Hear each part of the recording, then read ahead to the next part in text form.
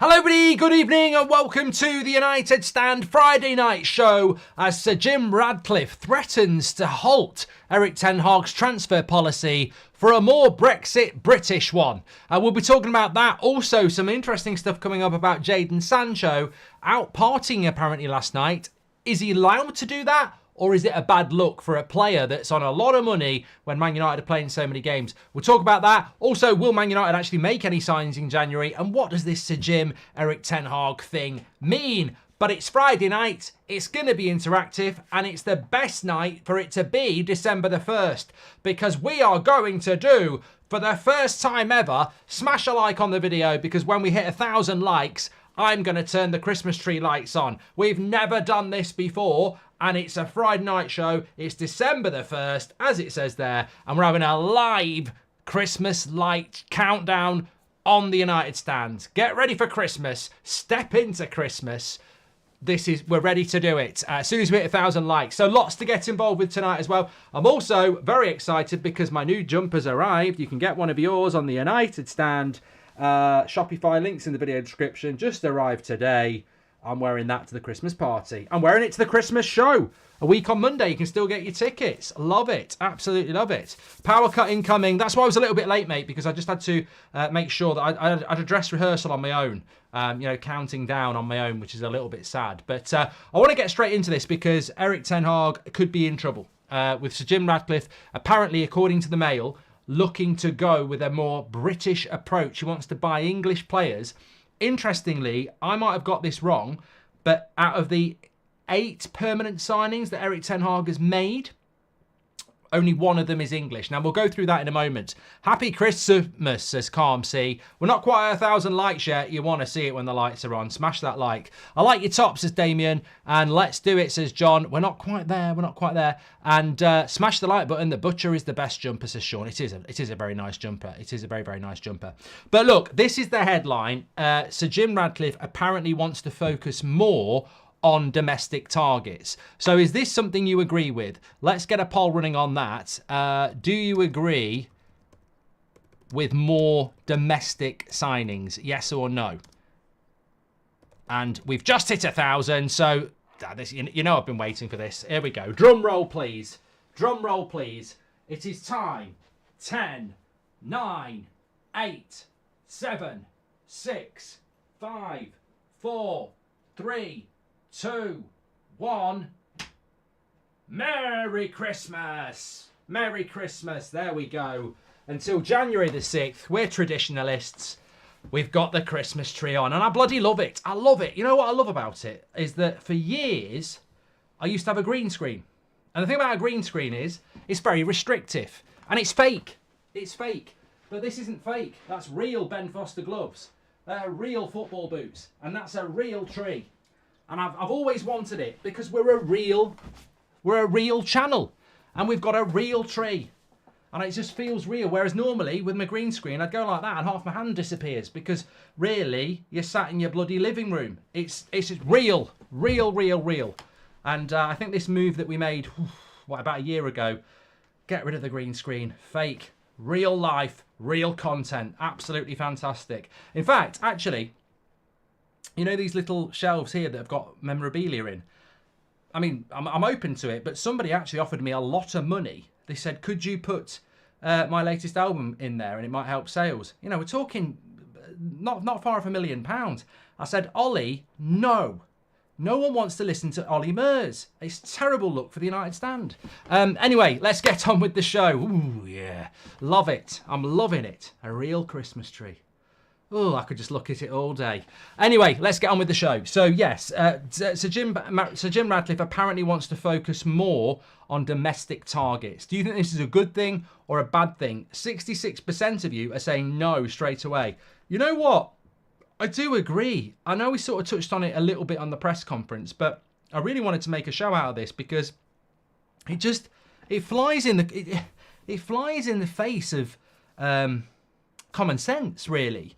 I personally, the proof is in the pudding, and the truth about media is the media can drive a story that's not true.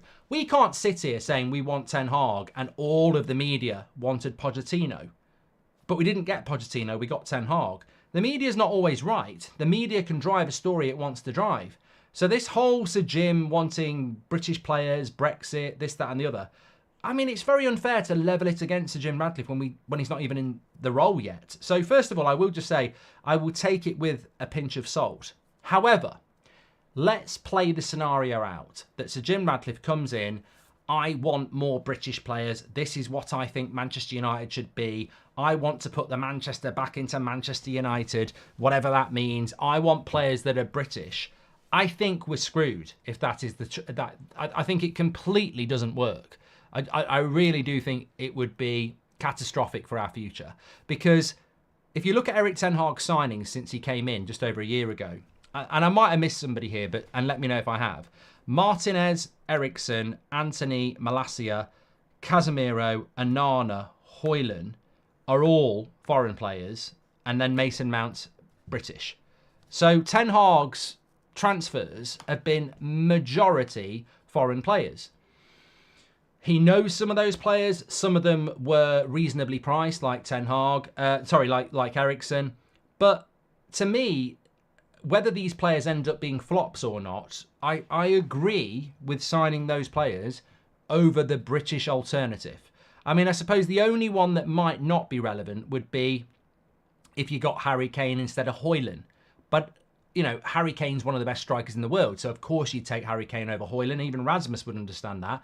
But I'm actually really happy with Rasmus. So I don't get what a British transfer policy looks like. Wants to focus more on domestic targets. Like who?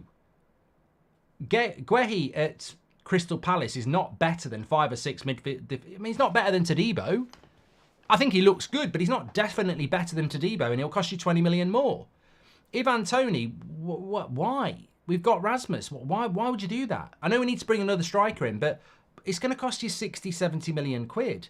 It just doesn't make any sense to me. The only thing that makes sense to me about this is the homegrown. Is the homegrown thing is a thing. I accept that the homegrown thing is a thing. You know, I can't lie about that. But here's a solution for you. This is how you do it. This is for Shalin says, hi Mark, how long do we have until we see an ROA from Sir Jim Radcliffe's ownership? I think it will take some time before we see the impact of the new CEO and director of football. Look at Nice, it took them 4 years to be where they are at now. I mean, I don't see a quick fix at Manchester United. I don't think anybody does, do we?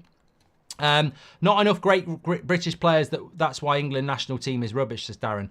Well, I was going to say this. I mean, look, let's pretend there's a real need at Manchester United to, you know, bring more homegrown players in. I look at the English national team and I go, well, who's not in the England team that deserves to be in it? James Ward-Prowse, he's only just gone to West Ham and he's not far off 30. You're not going to buy him. Raheem Sterling, he's at Chelsea. You're not going to buy him. And again, he's another player touching 30. Is there any young players that are not in the England team at the moment that you can get for cheap? I can't think of any. Let's have a look within the England squad. You're not getting Harry Kane. Ollie Watkins is going to cost you 70, 80 million quid as well. You're not going to get Saka. You're not going to get Grealish. You're not going to get Foden. You're not going to get Maddison. You're not going to get Bellingham. You're not going to get Declan Rice. I don't want Calvin Phillips. I don't want Jordan Henderson. We've already got Marcus Rashford. We've already got Harry Maguire. We're not going to get John Stones. We're not going to get Kyle Walker. You know, suddenly you go through all these. I mean, to me, this is what I mean. It's just words. It's just words. Like, we want to bring in more domestic targets. You're going to overpay for something that's not that good. In a nutshell, stereotypically, you will pay 70 million for an English player who is no better than a 35 million pound French player. In fact, if for the 70 million you spend on the English player, if you spend 50 on the foreign player, you'll get a better player and he's cheaper as well. And that's proven. That's factually proven over the last 20 years. If you spend 70 million pounds on an English player, you will get a better foreign player for 50 million. So you'll save money and get a better player. Look at Jack Grealish to Manchester City, 100 million pounds. If he was French, he'd cost you 50. I don't like this. But what I will say with total conviction is, if we need to go British, there is a very easy way of doing it. Kobe Mainu is English. Lacey is English. I know he's only 16, but he is English. Dan Gore, English. This is how you do it. You bring in the youth who are English or British. That is how you build a British core for the future. And guess what? We invented the blueprint. The class of 92. Gary Neville, Phil Neville, David Beckham, Nicky Butt, Paul Scholes, Ryan Giggs. 6. That's how you do it. Because if you want to buy British players, you're just going to buy, for a lot of money, a player that was brought through by somebody else. If we want to go British, we better create British players, because logically, business sense, footballing sense, and there are two angles here. There is the business side of football and there is the football side of football, and you have to take both into account. But logically, for footballing reasons and for business reasons, you buy foreign. You get better for less. Mic drop. It's as simple as that. It is as simple as that. I agree, you've got to have homegrown players. I agree, most of our homegrown players are shite. And we do need to solve that problem, because people say, let's get rid of Maguire, let's get rid of Rashford, let's get rid of McTominay, let's get rid of Mount. You know, let's get rid of all these British players. But there is a homegrown rule. So you've got to replace them. But to do that, we can't afford it. So the best way of doing it is to recruit from within. And that's what we need to do. Because overwhelmingly, over the last 10 years, our recruitment has majority been foreign. And our recruitment of British players has been expensively bad. I mean, Luke Shaw's been a success. I'm trying to think of the amount of English players we've bought in the last 10 years that have been a success. Luke Shaw's been a success. Give me some more in the chat. Wan-Bissaka for 50 million quid. Has he been a success? I don't think he's been a 50 million pound success. I think Wan-Bissaka's ended up being decent, but for a long time, we overpaid. I mean, Jadon Sancho's been a bloody nightmare. We overpaid on Maguire. But we haven't actually bought that many.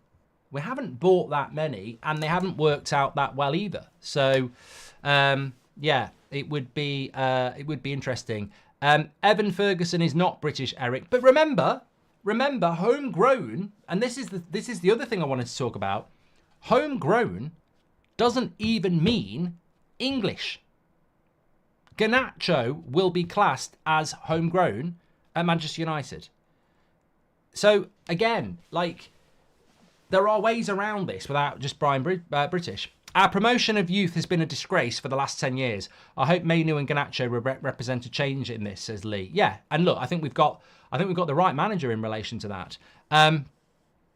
De Gea says, you're right, Mark. Homegrown, yes. Just do it through the youth. Yes. I agree. And I think, you know what? I hate to say this, I really do, but when you look at the blueprints, and it literally is a blueprint of how you do this, it's Manchester City. Manchester City have mastered this with Pep Guardiola, and I think he's drifting away from something now. What Pep Guardiola was doing was buying Jack Grealish, Calvin Phillips for a lot of money to meet the homegrown, and now what he's realised is he's spending too much money on players that aren't really good enough, and what he should be doing is taking one or two each year from the youth and integrating them. And you've seen he's done that. Obviously, Phil Foden came through, but they're doing it with Rico Lewis now. I mean, they're even farming off their talent, young talent, to other clubs. Like, there's a lad at Ajax who's really good. Obviously, Cole Palmer's gone to Chelsea. This is what you need to do. Manchester United needs to sort its youth policy out, because that's how you create homegrown players without having to spend ridiculous amounts of money on it. The only English players I'd even consider is Tomori and Marcus Edwards from Sporting, says Sam. Well, look, I think Tomori's interesting. I do. I mean, I've always been a fan of Tomori, and the fact that he plays for AC Milan means that you could get a homegrown player for cheaper than you'll get a player that's playing in the Premier League. But look, I think it's really interesting. I think it's a watching brief, and we'll just have to wait and see. But 65% of you don't agree with buying domestic just because we're Manchester United and we're British. I don't agree with it because it doesn't make business sense, and there's not enough good British players out there worth doing it. if there was 4 or 5 British players that I was like, well, he's one of the best centre-backs in the world, he's one of the best midfielders in the world, he's one of the best strikers in the world, and they're available for about £40 million each, I'd be like, do it, do it, do it. But what I know will happen is we'll spend 80 million each on players that really aren't that good. And that's my problem with it. I think, Jacob Ramsey would be brilliant. One, I mean, look, it's a Friday night show. We can chill a little bit. I'm happy to go down avenues, as you know. Not those sort. But I think it's, I keep looking at that Christmas tree and I just want to kiss it. I mean, that'll make for a video, wouldn't it? Just start getting off with a Christmas tree. I mean, that's not what I mean, but I just love it. It's just so bloody Christmassy, and to have a real one on the United stand for the first time. Get out. I mean, we've always had a Christmas tree. It was just a stupid bloody cartoon thing drawn out, and fair play, that was the sort of thing you did during COVID. You had a bloody green screen in the background and pretended that you were in some studio that wasn't real. But this is real. But no, Jacob Ramsey is a player that I would love at Manchester United. But and it's a great point. It's a great point, actually. I want to come back to that. But just had a couple of super chats I need to go with. Darren says, not enough great British players. That's why England national team is rubbish. I think we read that. We need strong, pressing, high motivated midfielder who love to run 110 minutes per game, says Stephen. And I would hate to see us lose foreign players because we are a global fan base and deserve to be represented by all. Cheers, Mark, says Justin. Thank you very much. And I think Jacob Ramsey is an absolute nailed it example of a young British talent that we should have at Manchester United. But it's a great point from the chat as well, which is what I expect. You are a great chat. And I expect great chat from you. But it is a great point because guess what? Football has changed. When I used to watch football, I mean, I still do, but when I was watching football as a teenager in the early 90s, I'd go to teletext and I'd read Manchester United want Andy Cole from Newcastle. And I went, I can't believe it. Manchester United want to buy Andy Cole from Newcastle. He's one of the best strikers in the country. And Newcastle are doing really well. And we bought him. And we paid a lot of money. I think it was 5 million plus Keith Gillespie, which in today's money would be, what would that, maybe 60 million now? Maybe 50 million. So it was a lot of money. But you could do it. You could go to Everton, you could go to Aston Villa, and you could buy their player, Ashley Young. We bought Ashley Young from Aston Villa 10 years ago. We gave them a fair fee. We bought Rio Ferdinand from Leeds. We bought Wayne Rooney from Everton. We gave them a fair fee, but not the sort of fee you'd ask for now. Wayne Rooney cost us, I forget, I can't remember. Somebody in the chat will remember. But it would have been a lot of money. But you don't have to, it's not the same as paying £100 million for Jack Grealish. And that's what's changed with football, is that if Man United went and knocked on the door for Jacob Ramsey, he's not Wayne Rooney. And yet you'd pay a lot more equivalent than what we paid for Rooney. And if we go and knock on the door for Guehi from Crystal Palace, he's a good player, but we'll pay a lot more than we paid for Ferdinand, who was at Leeds and an England international. You pay way more now for English players than we used to. And we used to buy a lot of English players because they were valued at a fair price. Why is Jacob Ramsey not valued at a fair price now? Because Aston Villa are loaded. They've got money. They don't need to go, oh shit, Man United are here, let's bow down and take it. They look at it and they go, well, we want to keep Jacob Ramsey. And maybe Jacob Ramsey goes, I want to go and play at Man United, the same way that Jack Grealish said he wanted to go and play at Man City. But Aston Villa go, you're not going for a fair price.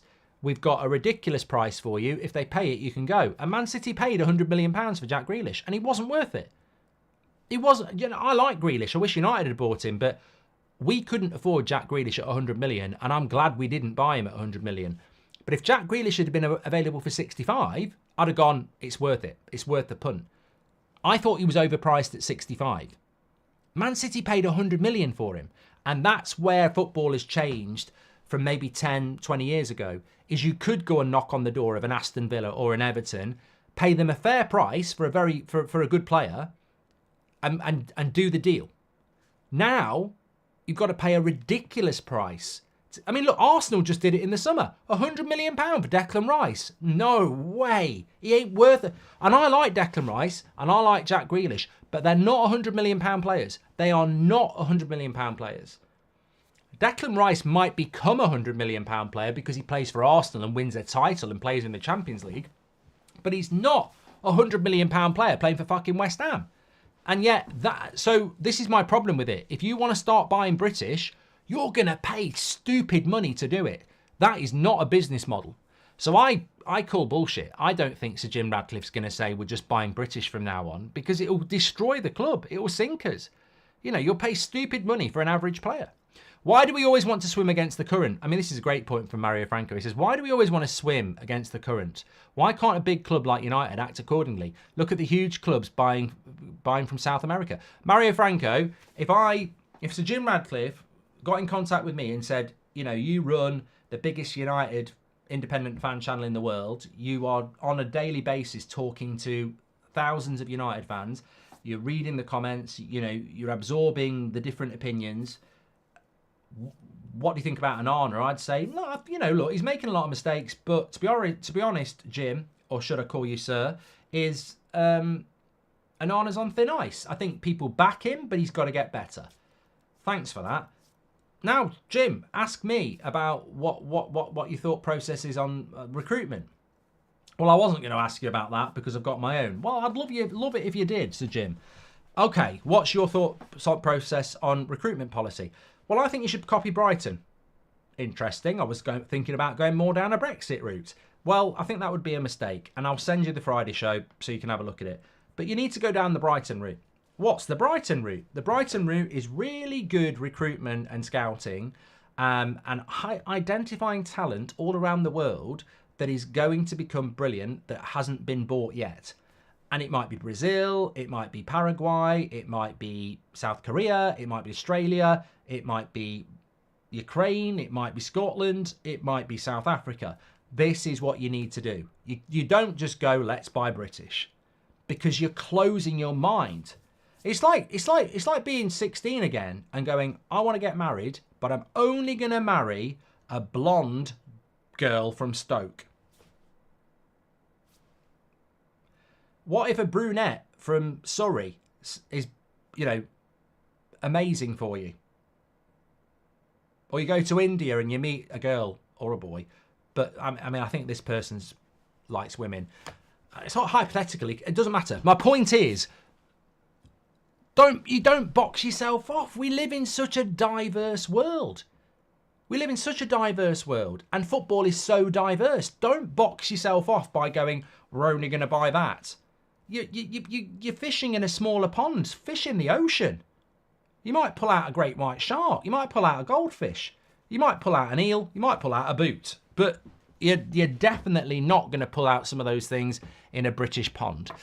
These young players aren't going to come to United. They'll get no playing time, so it'll put their career on hold. And when they get a chance, you don't get patience at United. It has to be instant success, says Sean Turner. But you know what, Sean? I look at Kobe Mainoo, and let's hope he's going to be a success. And if he is a success, you've just saved yourself £100 million buying Declan Rice. And that's my whole point. If we buy British, we'll overpay for something that's not worth it. If you want British, put it into your youth. Kobe Mainoo comes through, free, problem solved. Mark, you think Shaw can save our back five? And how long is Martinez out for? Says what a time to... Look, Martinez, great point. There's really mixed stories about Martinez. Some people feel he might be back in the next couple of weeks. Some people are rumouring, you know, January, February next year. I don't know. Surely this idea of going for a top CEO and director of football is to make the club run better. What's the point of doing that, then sticking his nose in, says Glennie. I know, and that's what I mean. I don't necessarily think it's true.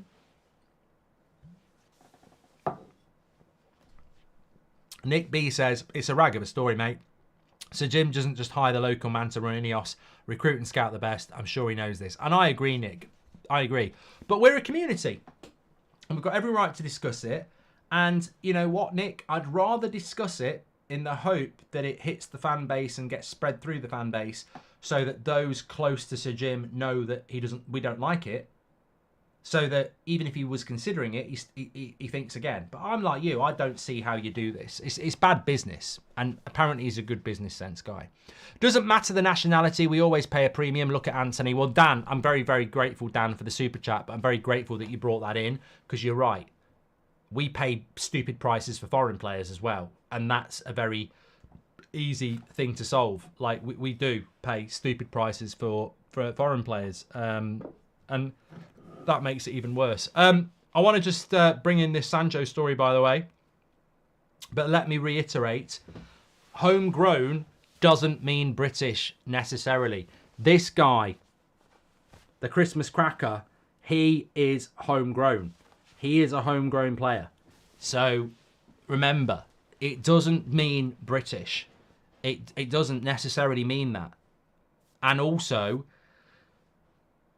there are homegrown players at clubs. I mean, look, somebody will say, well, what are the chances of getting an Argentinian who is 17 to Manchester United and making him a homegrown player? Well, there's a very good chance. I think you've got to be under the age of 21 at a British club for 3 years to be classed as homegrown. So it's not just about recruiting young players who are British.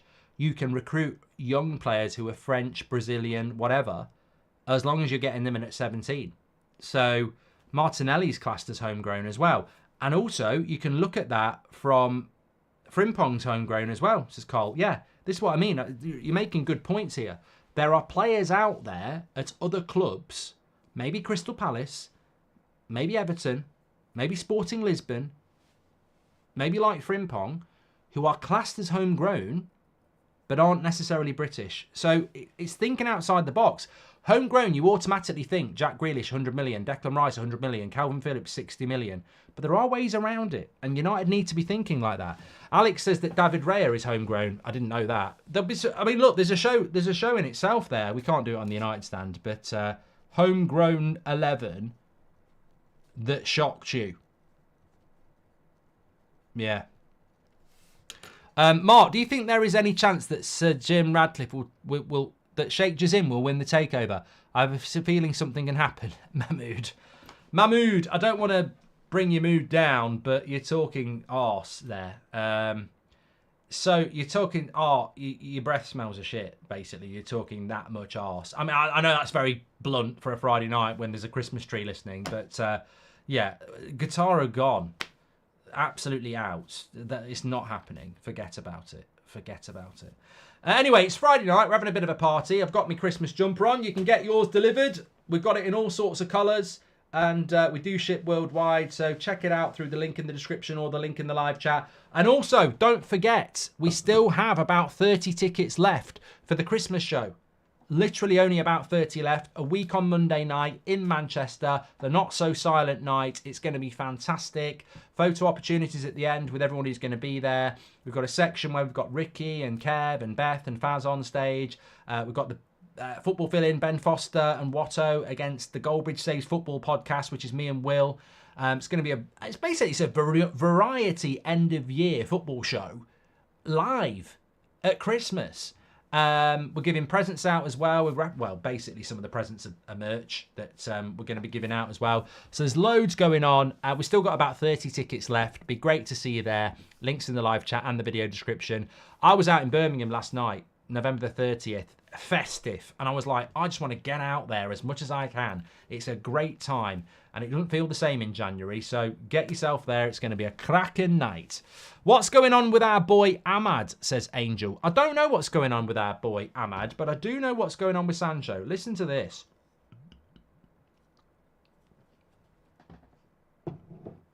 Can't wait for the show, says Lee. It's going to be cracking. But, no, I should have cut to something there. I just bloody love this Christmas tree. I mean, it is a good Christmas tree, isn't it? I even got the red baubles. You know what annoys me about this Christmas tree, though? You know, I got the red baubles, and you know these bits here? You know this dangly bit there? It wasn't on it. So I opened it up, and there was about 30 of these gold prats that you have to pull through there and then tie it. It took me about 20 minutes. That one's a bit loose. And I can't remember where I got it from. I think I got it here. I'm going to be adding some stuff to the Christmas tree as well. I'll show you what I've got, actually. I'll show you in a minute. Anyway, Jadon Sancho. So this is not my story. I literally saw this tonight and I was like, what's this all about? So Jadon Sancho was at an after party last night. And a lot of people have seen a photograph of him. A lot of people getting quite pissed off about it. I'm not going to do a poll on this because I don't think it's really pollable. But I just think... I was nearly going to say I don't give a shit, but I obviously do give a shit because it actually does wind me up a little bit. So I thought, you know what, I'm not going to think about it. It's really hard for me to do this, but I thought I'm really not going to have an opinion on it until I do the show. So I was messing around with the tree. Not like that. Not like that. And they wouldn't mind anyway. It's plastic. And I was like taking my mind off this whole Sancho at the after party thing. And then, what are your thoughts on it, basically? I love the sweater, but I got to ask why it's not Ganacho ho ho and not Ganache ho ho. Good one, Scottish. Good one. It's a fair point. I like this, but maybe yours would have worked as well. Because you know why it is, actually. I've just figured it out. It's Friday night show. We can go off. Do you know why it's Ganache ho ho ho? Because if it was Ganache ho ho, Santa goes ho ho ho. So you've got to get 3 hoes in it. I'm not talking about prostitutes. But anyway. So Jadon Sancho at an after party last night. What are my thoughts? What are your thoughts? Jem says P45 Cho. My honest thoughts are this. It's not a good look. It's a really embarrassing look. And I think that's why I have an opinion on it. Because as a Manchester United fan, it really pisses me off.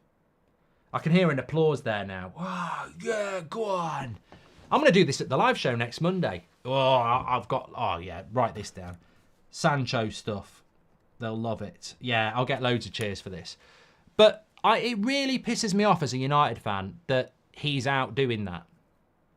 But on the other hand, he has actually got every right to do it.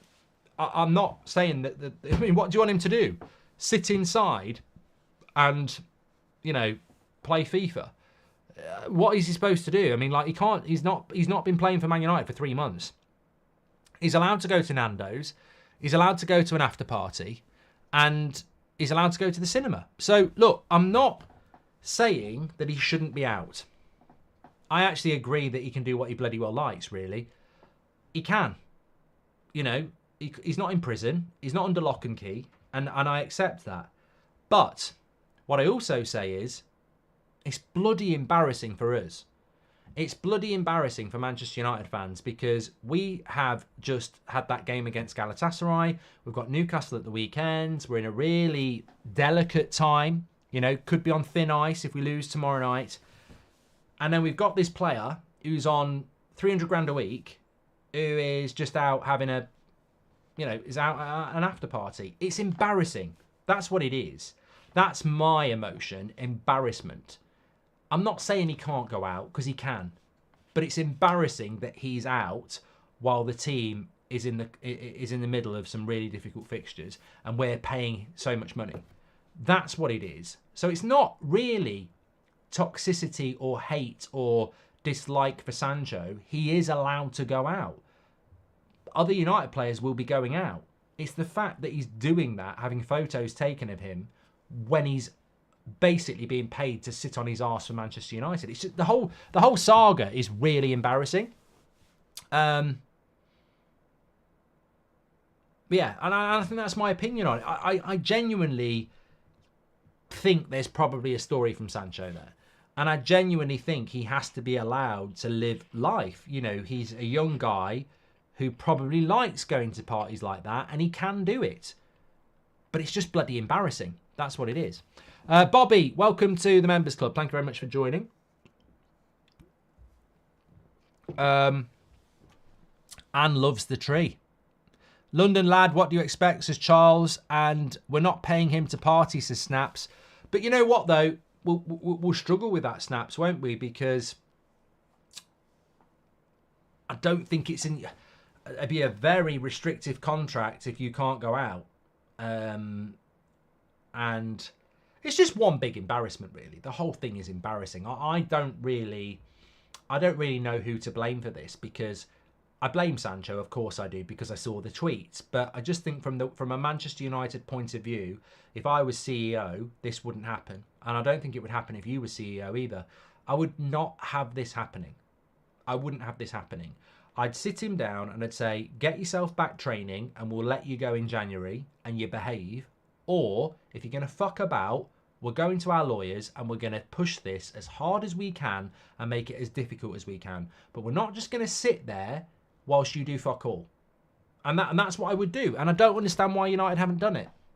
Because there will be things in his contract. There will be things in employment law that United could do. They could play hardball. But they haven't. They're sort of just letting it drift to January, and it is embarrassing. But look, that's my opinion. I'm passionate. You're passionate. All I care about is Manchester United, and I think the football club is run badly. And I think it's... we're in London, aren't we? Says Hamid. But, yeah, I mean, we need to get to January and he needs to leave. That's what needs to happen. And I'm sure there'll be another side to this story. I mean, look, I'll play devil's advocate here. I think if Ten Hag gets the sack and Jadon Sancho goes somewhere else and plays decent football and does an interview where he said, look, I wanted to play for United, but it was a nightmare under Ten Hag, he'd get a lot of sympathy. On the other hand, if Ten Hag's a success at Manchester United and Jadon Sancho goes somewhere else and is a problem, he'll get no sympathy. So the future's never written for everybody. There are always twists and turns, especially in a football career. But for Manchester United right now, we just need to we need to move and resolve this ASAP. The club is a shambles, says Snaps. While they ain't paying Sancho 350k, the Glazers ain't pocketing 350k, says Mark Davies. Do you see a way back for Jadon? Said somebody in the chat there. There's always a way back. I don't see a way back for him, because you know what? I'd compare the Sancho situation to Greenwood, and it's massively unfair on both players to do that. Sancho would be furious, and I think Greenwood would be furious for their own ways. Like, Greenwood would probably say, I'd never tweet against the club and go on strike. Sancho would say, well, I didn't do what Greenwood was alleged to do. But my point is, there are similarities in the sense that both players could play for Man United again. It's highly unlikely they play for Man United again. And what I mean by that is, Greenwood, if he comes back and plays for Man United, will face the same problems he faced in the summer with people saying they don't want him to play. Doesn't mean he won't play again. But Sancho, if Ten Hag gets the sack and the new manager wants to work with Sancho and he wants to work with him, that's all fine and well. But you know this fan base, and we might be a divided fan base, and I would accept it can be a divided fan base, and that's very, very sad, and there is a lot of infighting, and that's very, very sad. But what this fan base is, people disagree about things, but I think there is one theme that we've never really been able to unite as a fan base, but it runs through every United fan. Every United fan is ridiculously passionate and proud of their football club, to an extent where I believe that a Man United fan, it is a football club, but it goes beyond that, because when you know why you support Man United, and you know the story of Man United, and you know about Munich, and you know about Sir Matt, and you know about Sir Bobby, and you know about Sir Alex, and you know about the journey, it grabs you, and you're very, very protective of it. And I think all United fans are like that. I think there's United fans that wouldn't like me if I was in a pub, but ultimately we're still the same, because we still really are passionately proud of our football club. And when somebody shits on it, you don't really get away with it. Look at Di Maria. There's no way he can ever play for Man United again. No way. And what did Di Maria do? An article about Manchester being a bit shit. Jadon Sancho put a tweet out and has been on strike for 3 months. I don't think you come back from that with this fan base. I mean, look at Pogba. Pogba did an article, or his agent did an article, and he got booed at Old Trafford, and he got abused at Old Trafford. Rightly or wrongly, I don't see a way back for Jadon Sancho at Manchester United, because I don't think the fans would wash it. I think they'd go, you went AWOL for 3 months because you fell out with the manager. You should have put the fans and the club first. I know not training, etc., but rather go out partying than trying to rectify his career. That just proves in some way his mentality, says Ray. I think the big question is, I'm trying to think of how to word this. I suppose the big question is, would I want Sancho back? No. For the reasons I just said. The trust is gone. I'm not as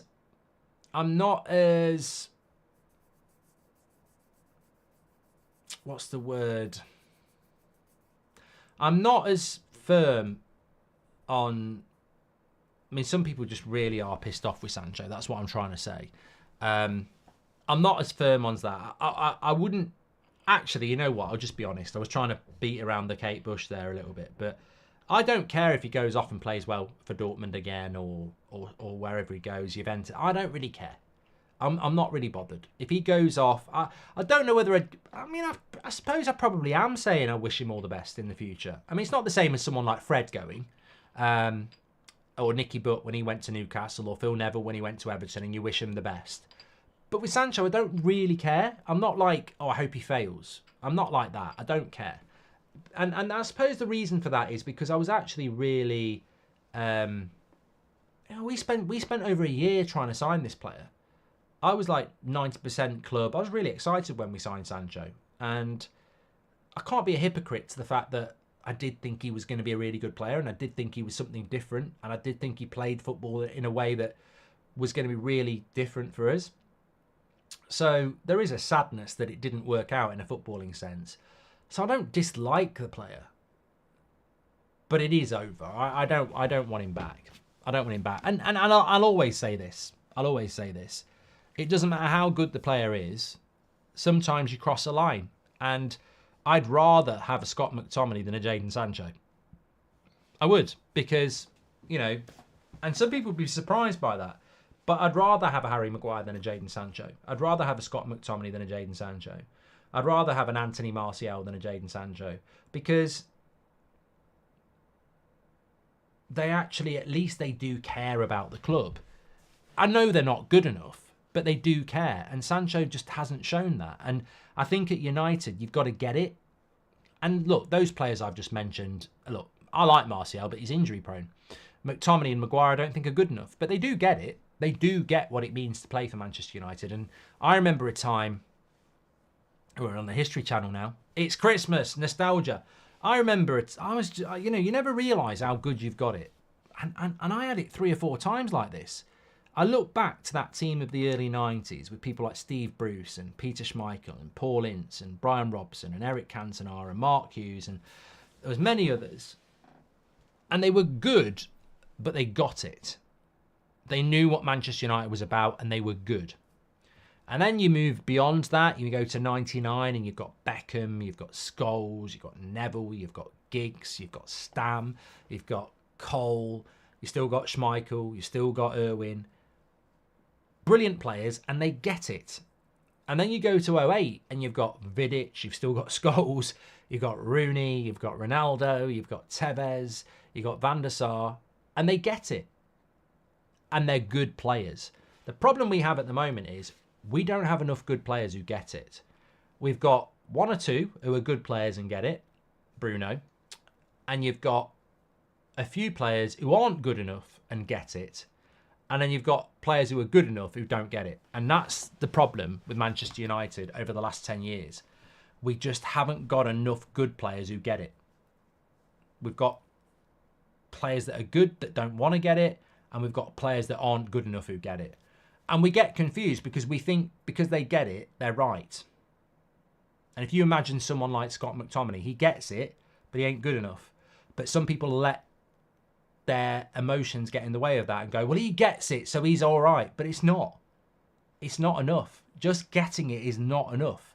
You've got to get it, and you've got to be a Man United player. And that's where we go wrong. We haven't got enough players who are good enough who get it. Yeah. You know, that's it at the end of the day. We need players who are willing to fight for the badge, instead of players who back down when their back is against the wall, says Trey. Exactly. And I think we're a long way off from that. I do. Somebody said at the start of the show, didn't they?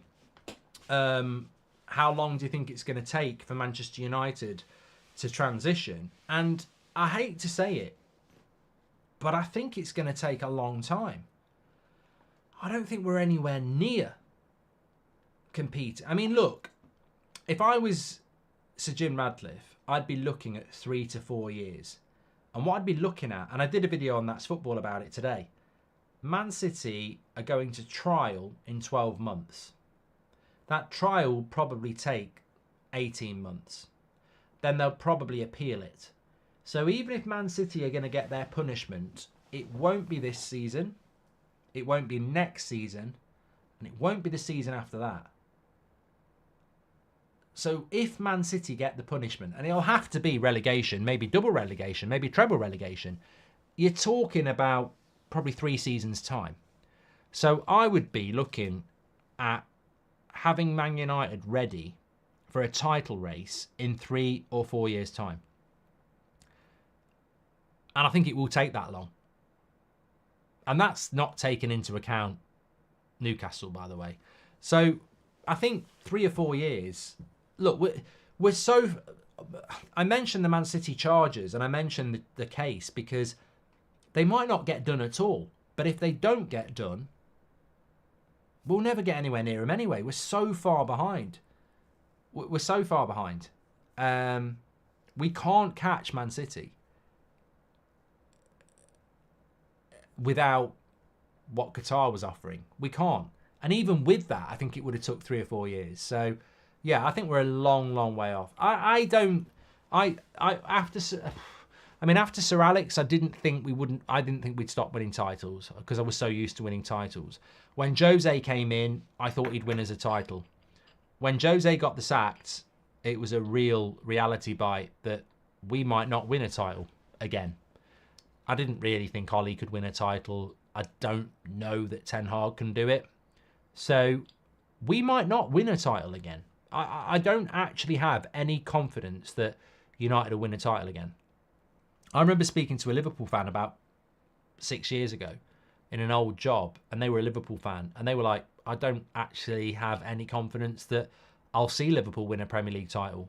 Obviously, they have done now. Football can change around relatively quickly, but I don't think there's any reason to think that we're going to win titles again. I don't think there is any logical path to us doing it or any logical reasoning to say, oh, we'll definitely win a title in the next 10 years. I don't see it. But it can happen. It can happen. But I suppose my point is, I want it to happen. I'd be very sad if it didn't happen. But to do it, we're going to have to get a lot of things right. And I think there are some quick wins. Nobody predicted Leicester were going to win the league. So it can still happen. Exactly. Mickey says that as well. It can happen. And we're not going to go anywhere. I mean, I bloody love the club. I want it to win. I want it to win titles. But I think it's going to be very, very difficult. And one of the biggest problems is a bit like buying British players. There's not really any deadwood in the Premier League anymore. Aston Villa want to compete with us. Newcastle want to compete with us. Brighton want to compete with us.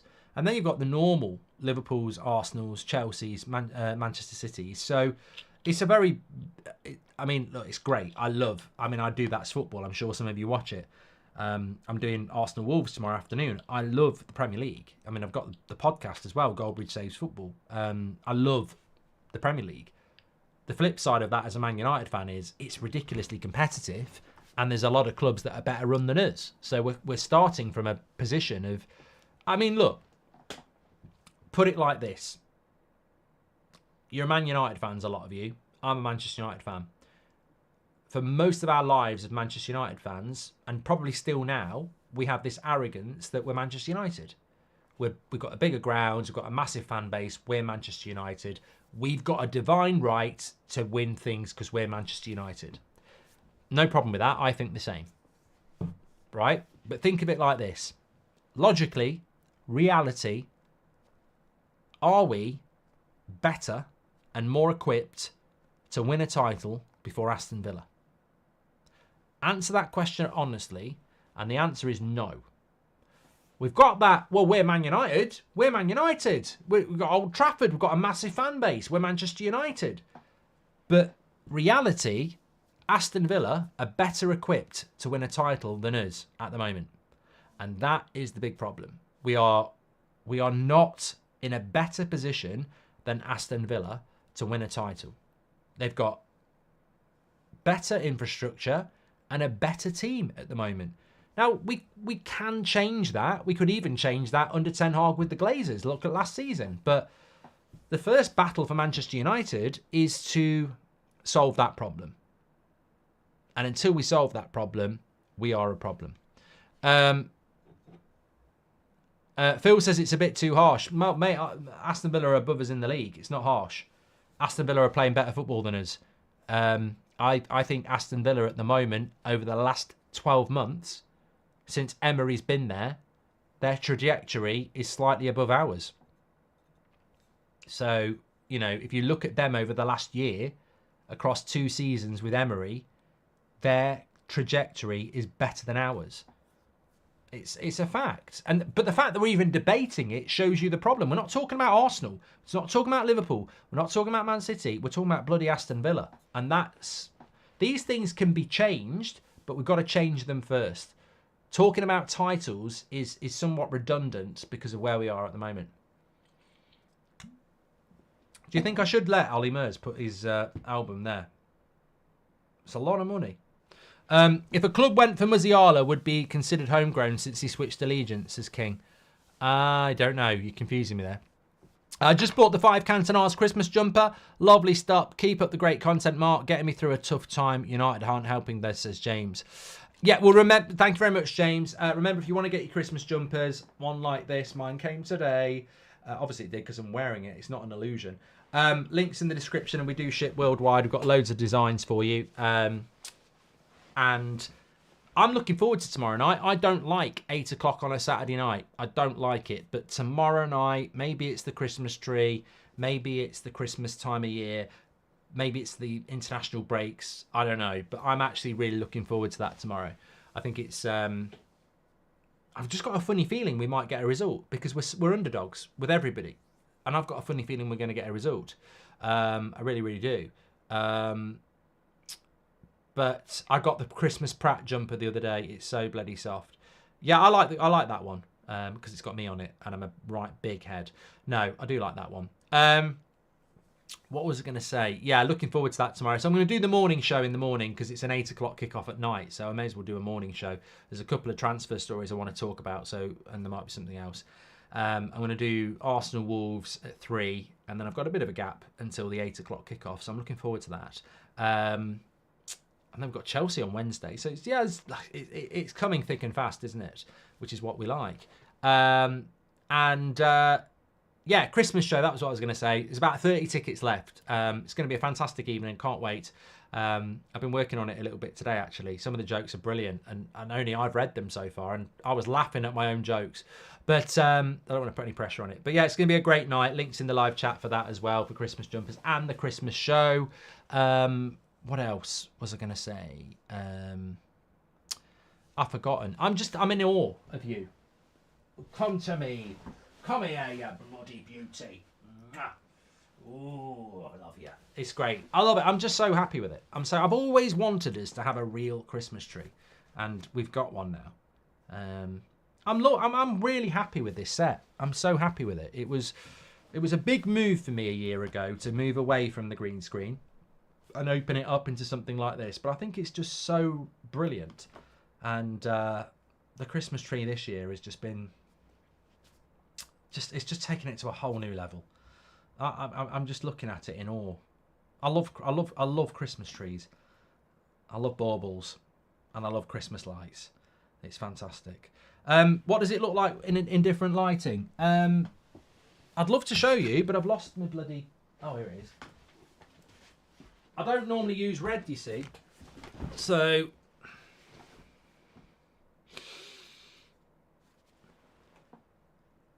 Green, no. Blue, get out. Oh, yellow looks all right. The yellow looks all right.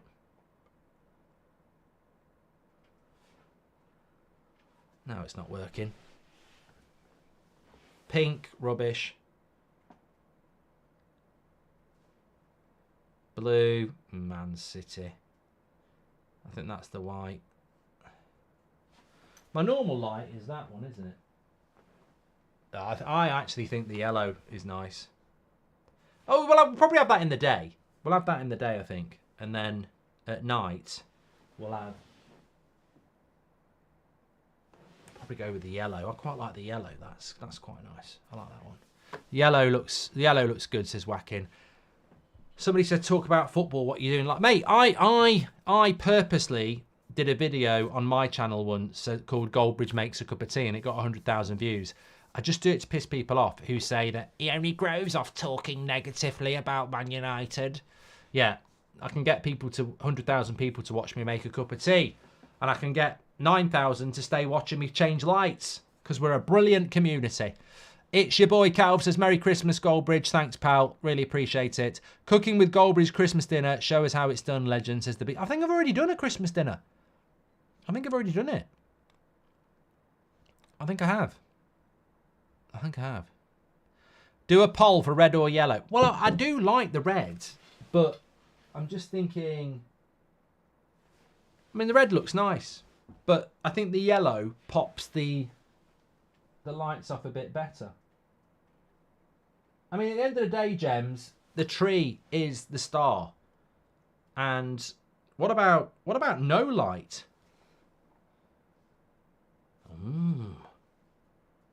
Now then. No light at all. Light? No light. Now, I've got to have a light because I've got to light up me in the background. You know. No light's too seedy, says Stu. You'll like it. And you will. I didn't say it. I was drinking out the bottle. Red for me. Make it yellow. Oh, I'm going to do a poll. I'm going to do a poll here. Red or yellow?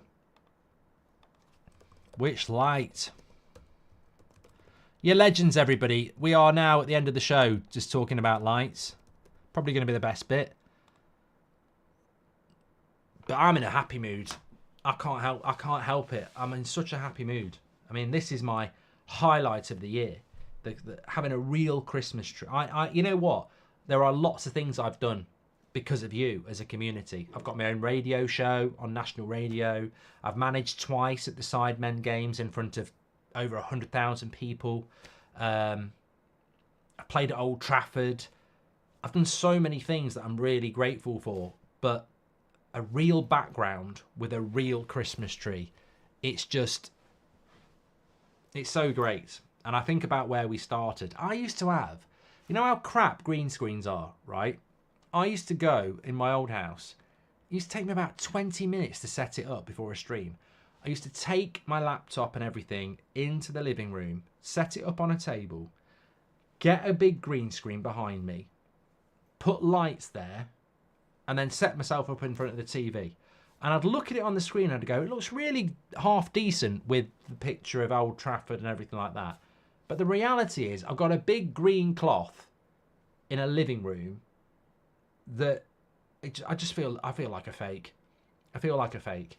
And now I've got a real background that's real with a real Christmas tree. And I just feel so happy. So thank you very much. The retro days were okay, but the real days are what we're here for. You've got to grow. You've got to grow. Anyway, Nathan Whalen, thank you very much for your super chat. The The Christmas show was good. I remember that, AJ Wolf. Red's winning with 60%, but Red's always going to win against yellow. There'll be people on YouTube who don't even like football who just came in and saw a poll red and yellow and went red. That's the way it is. Dinky says, "Why do you get rid of the green screen?" Because it's crap. Everybody uses a green screen. Everybody copies what we did, and it's crap. You know, I think they're crap. I really do. I think in the YouTube world they're rubbish. Why have a green screen? Why don't you put some work into actually having a decent background like this, and having a real tree? Like you can make. It's like I'm a big fan of the remember the broom cupboard on children's TV? I loved that, and I think I've replicated that now. A little room that's real with real stuff and a real audience. I was a fake with the green screen, and you were real. Now we're all real. We're all in it together. Anyway, thanks everybody for watching. You've been legends. I'm back at 10 o'clock tomorrow, so make sure you tune in for that. And we've got a watch along tomorrow as well. It's going to be a massive game. Take care. I probably had a little bit too much. I've been down the pub, and then I've had a few more as well. But I just want to say, the real star of the show was Terry, the Christmas tree. Should we call it Terry? Tina. Oh, I don't know about having a female Christmas tree. I like Terry the Christmas tree. Or Chris the Christmas tree. Yes, Chris. It's Chris. It's Chris the Christmas tree. We're christening it Chris the Christmas tree. Chris has been the star of the show tonight. Take care, everyone.